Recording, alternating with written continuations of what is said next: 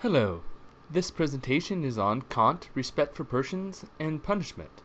This presentation will begin with a little review and then move on. Human beings are special for Kant. This is because human beings, as far as Kant knew, are the only beings capable of reason.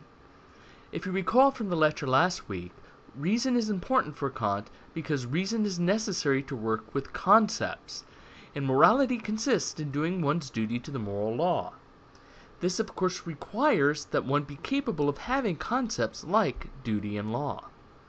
Now, Kant's theory would apply to any rational being, but as far as we know, and especially as far as Kant knew, only human beings are capable of this. It is true that some other animals are quite intelligent, but it at least isn't clear that they reach the level of rationality necessary to have these kinds of concepts, though we can't entirely rule out that some might.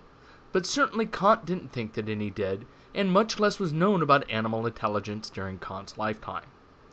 Also important is that, as free agents, human beings have desires and goals. While human beings are of ultimate moral value, animals only have value as a means to an end for humans and rational beings, according to Kant. For Kant, animals do not have self-conscious desires, but, more importantly for Kant, they are not capable of reason, and so cannot act from duty to the moral law, that is to say, follow the categorical imperative. Animals get their value derivatively from human beings valuing them in the same way that money is only valuable because we value and trade with it. Money would just be paper if people no longer imposed value upon it. The same is true with moral value in animals for Kant. So for Kant, animals have no intrinsic, inherent within themselves, moral worth.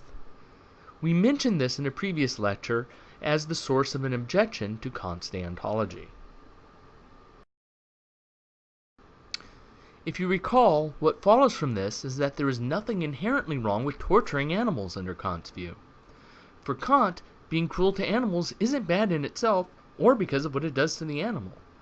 In the end, Kant does condemn such behavior, but only because he thinks that he who is cruel to animals also becomes hard in his dealings with men. In other words, the only reason Kant thinks it is wrong to torture animals is because it is likely to make a person less sensitive in her dealings with people. It might be worthwhile to note the contrast here with utilitarianism. For the hedonistic utilitarian, all suffering is evil, regardless of its source. One unit of suffering is one unit of suffering, whether it comes from a person, an animal, an alien, or some futuristic machine that can think and feel. Under hedonistic utilitarianism, one must consider the suffering of animals. Under Kant's deontology, animal suffering does not matter in itself at all. Since human beings are of ultimate value, each person is an ultimate end. This gives us the kingdom of ends formulation of the categorical imperative that we discussed last time. It says, act so that you treat humanity, whether in your own person or that of another, always as an end and never as a means only. Essentially it is saying, do not use yourself or others as mere tools. It is important to note that what is important to Kant is not a person's life, but the rational goodwill. Also remember that consequences have no moral value for Kant.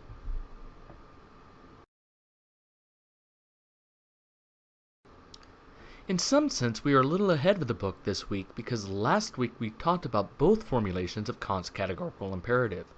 I did this because Kant viewed them as different formulations of the same principle. But as a reminder, applying this version of the categorical imperative is a bit easier than the universalizing formulation. To know if what you are doing is morally acceptable using the kingdom of ends formulation, you ask yourself if what you are considering would be using any person, including yourself, only as a way of accomplishing a goal without consideration of that person's rational capacity. This means that what you're supposed to do is let others make fully informed, free decisions. Kant would say that you also have a duty to develop your own potential, keep yourself fit and healthy, and so forth. It is also important to remember the only at the end the kingdom of the ends formulation of the categorical imperative. Remember what it says. Act so that you treat humanity, whether in your own person or that of another, always as an end and never as a means only. You are allowed to seek help and cooperation from others as a means to achieving an end, if and only if that person is treated as an end in herself or himself. Rachel uses the example of calling a plumber to fix a sink. If the plumber freely chooses to do the task for payment, and if you are honest about the payment and work involved, and if you take into account the plumber's desires and goals and treat her or him fairly as a full rational agent, then there is nothing wrong with using a plumber to fix your sink under Kant's theory. Now we will talk a little bit about the different ways in which utilitarians and Kantians view punishment. For hedonistic utilitarians, all punishment, considered merely on its own, is an evil. That is because all punishment inflicts suffering, and under hedonistic utilitarianism, all suffering is evil. This does not mean that utilitarians cannot justify punishment. It only means that the utilitarian theory of punishment says that the good consequences of punishment need to outweigh the evil ones. For example, if punishment of shoplifters causes minus 10,000 hedons of pain every year, but prevents minus 25,000 units of pain every year by deterring shoplifting crimes, then the utilitarian would support the punishment, since minus 10,000 hedons is better than minus 25,000 hedons, even though both are evils. Ultimately, there are four primary reasons why utilitarian justifies a punishment. First is the satisfaction to the victim or victim's family. This is a type of pleasure, and so cannot be ignored. Second is protecting society from the criminal, either by isolating the criminal in prison or execution. Third, deterring other such crimes. This is often the biggest motivating factor. And the fourth is rehabilitating or educating the criminal so that she or he can become a productive citizen that adds to the community. As Rachels points out, the utilitarian view used to dominate the U.S. correctional system. However, this has changed. One reason Rachels gives for this is the war on drugs, which has been producing longer and longer sentences for nonviolent crimes. Additionally, politicians consistently run on tough-on-crime platforms. Rehabilitation and psychological treatment is often seen as coddling criminals.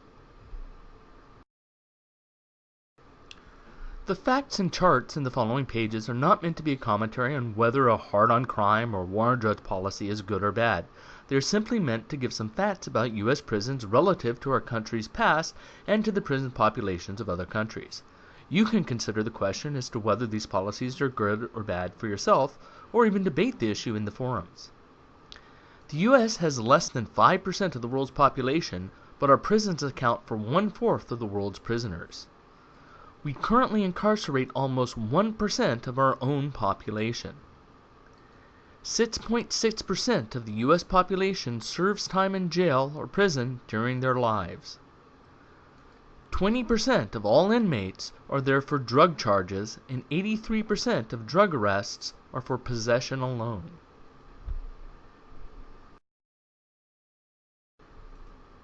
Here are some charts to show just how many people we have in prison in the United States. This shows the U.S. compared to other countries, even very despotic countries like Russia.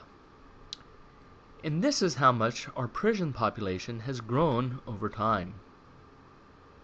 Another pressure encouraging politicians to continuously increase jail time is the fact that it is big business. There are more and more private prisons lobbying lawmakers, and prisoners are essentially slave labor for other industries as well. They are paid almost nothing and work to produce large profits for a whole host of corporations. So not only do taxpayers pay to put up people in prison, they are paying with jobs as well, jobs that would be available at much higher salaries if prisoners were not doing the labor for free. The utilitarian theory of punishment stands in stark contrast with the retributive theory of justice, which would also be a Kantian or deontological theory of justice. Retributivism has been the traditional justification for punishment. According to the retributive theory, punishment isn't good because of its consequences, but because the offender deserves the punishment. The biblical phrase, an eye for an eye and a tooth for a tooth, is often used to describe the retributivist view, but retributivism is not specifically a Christian or religious doctrine. Kant criticizes the utilitarian view of punishment. If one imprisons a criminal in order to benefit others, whether by protecting them from the criminal or by deterring crime, then one is using the criminal as a mere means to an end, according to Kant's reasoning.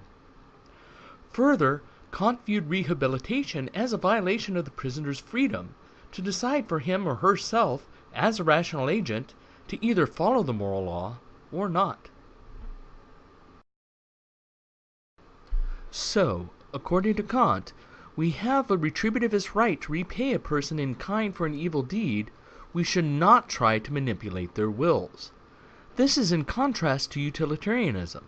People should be punished under Kant's version of retributivism only because they have committed a crime or evil deed.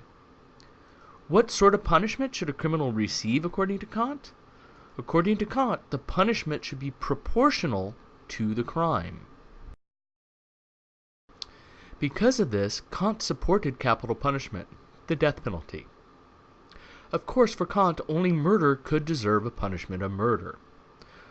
Also, many philosophers think that Kant was being inconsistent with his own theory by supporting the death penalty. Further, as Rachel points out, a Kantian could support the death penalty in theory, but be against its implementation in practice for fear that innocents will be executed.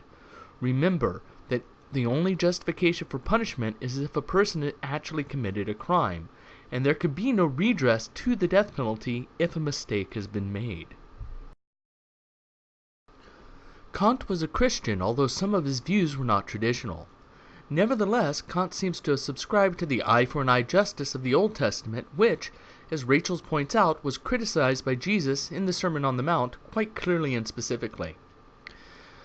Some see this as a possible conflict within Kant's own beliefs. Kant gives a justification for punishment in addition to the idea that the guilty must be paid back with punishment for justice to be done. This argument has to do with treating people as rational ends. According to Kant, when somebody murders somebody else, they are essentially saying, "This is how it is acceptable to behave. This is the kind of moral rule I find it acceptable to follow." Thus Kant views executing murderers as treating the murderer as she or he wills himself to be treated. Now, Rachel criticizes Kant's view of capital punishment by pointing out that, regardless of what the murderer does, it seems as if we should try to be morally better. Another common criticism of retributivism of this sort is that it would seem to imply that we should torture torturers, rape rapists, beat assaulters, and so on. But most Kantians would not want to endorse torture or rape under any circumstances. It is seen as just too evil. And so the question becomes, why should punishment make some kinds of immoral behavior moral when delivered as a punishment, but not others, if it is just a matter of paying back in kind or giving the person back what she or he wills as a rule for others? Rachel suggests that retributivism will be more appealing to those who view criminals as fully responsible agents, and that the utilitarian view would be more appealing to those who view criminals as partially the result of their social upbringing, genes, hormone levels, and so forth. Also, it is worth noting that many people think that punishment is important for both retributivist and utilitarian reasons. Of course, Kant's deontology is incompatible with hedonistic utilitarianism, but this does not mean that there cannot be some theory which places some value on consequences and some value on rational agency as well. And that ends this presentation. Until next time.